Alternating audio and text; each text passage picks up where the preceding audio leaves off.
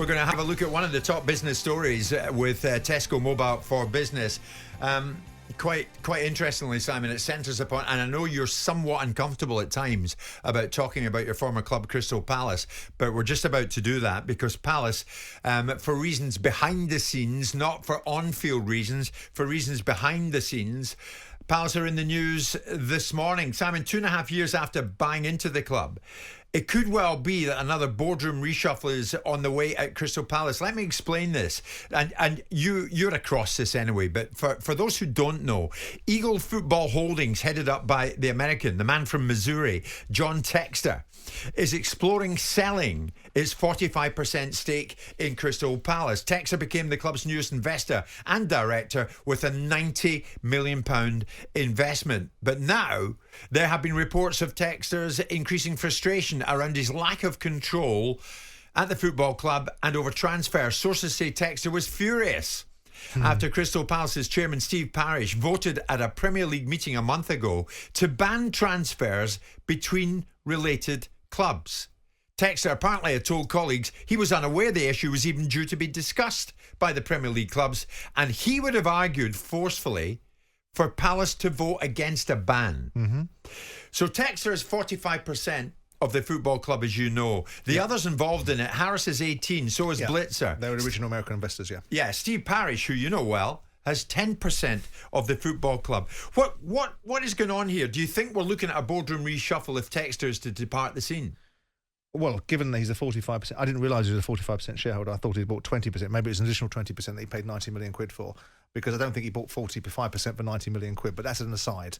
The point is that obviously he's got strong views. I mean, I think it's a ridiculous argument that he wasn't aware of the issue because it was all over the newspaper, and if he's not aware of it, then get yourself aware. It's a business you're invested in. It's a business you're involved in. It's a sport you're supposed to be on top of. So if you're not aware of a major issue that you think is a major issue and you've got strong views on it, that's on you.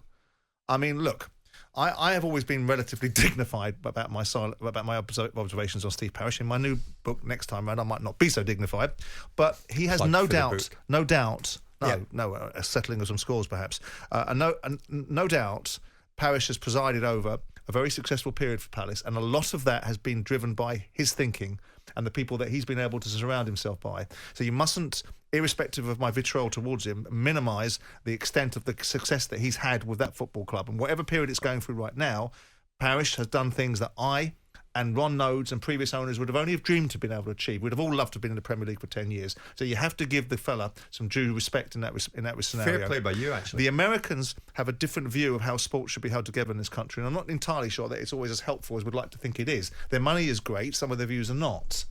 I've always maintained that the idea, I mean, you've spoken in the past about Robert Kraft and his view of never getting involved in English football because relegation isn't something he particularly likes. And I suspect there's still that the vestiges or the last vestiges of that sort of thinking in some of the other American owners.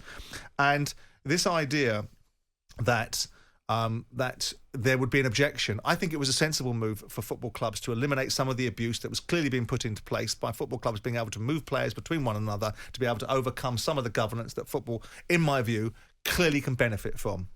So, and there's a personality issue. You know, Parish has presided over Palace for 13 years now. Yeah, a long time. And that 13 years, irrespective of whether fans are getting a bit dissatisfied about the current level of football, has been, on the whole, with the exception of the first 3 years where he and his fellow investors found it very difficult, was an unadulterated success. I know you say that, but I mean, there's an allegation that the club's treading water and that the fans quite rightly want more, and the fans are passionate. You know that more than me. Well, there's a brand of football that they'd like to see. They'd like to see a bit more success, and of course they've got the embarrassment of looking across down the motorway at one of the biggest rivals, Brighton, and everyone lauding and applauding what they're doing.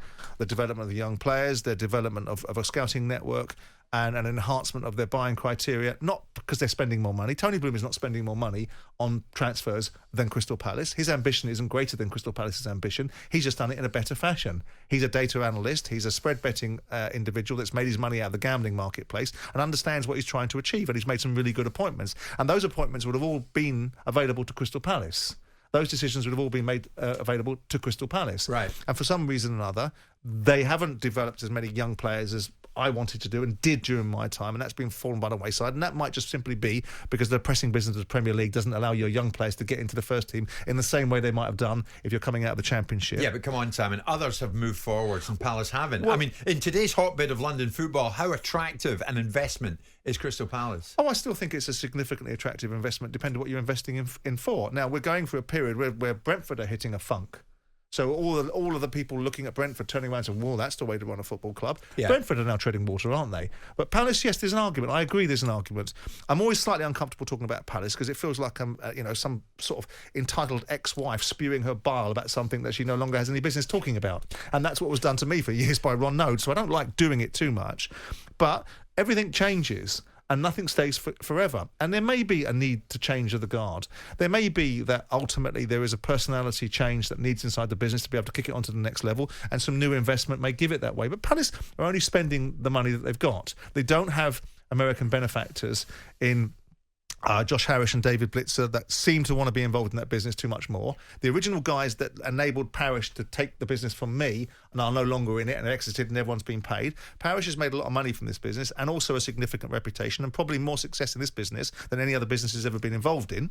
But the point is that maybe there's a time for a change. But that time for change is coming. I mean, I look at it. I'm not advocating for that because I don't like some of the things that come out of Texter's mouth. I think Texter said lots of things in the past, and some of it may well play into the gallery of fans going, we want this. Well, you're more than welcome to buy the rest of the football club if you want to. You're more than welcome to put more funding into the football club and to talk to Parish in a manner which enables the football club to move forward if that is the blockage.